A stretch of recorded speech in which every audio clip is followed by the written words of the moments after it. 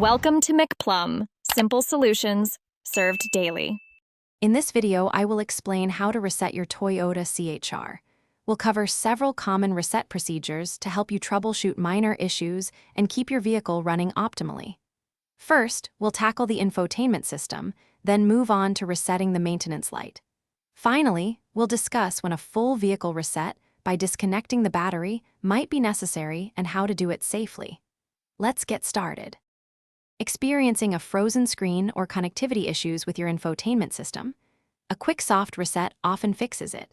Simply press and hold the volume or power knob for about 4 to 5 seconds until the screen reboots. For a more thorough reset, navigate to your system settings. You can choose to delete personal data for a partial reset or perform a full system reset to factory defaults. Remember, a full reset will erase all saved preferences and paired devices. The maintenance required light reminds you it's time for service, usually after 5,000 miles. To reset it after your service, turn your ignition to the on position without starting the engine. Press and hold the trip reset button until trip appears.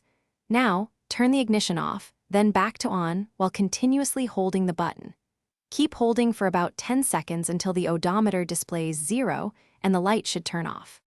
For persistent electrical issues, a full vehicle reset by disconnecting the battery can be effective. Always disconnect the negative battery terminal first, followed by the positive. Allow at least 10 minutes for all residual power to drain from the system.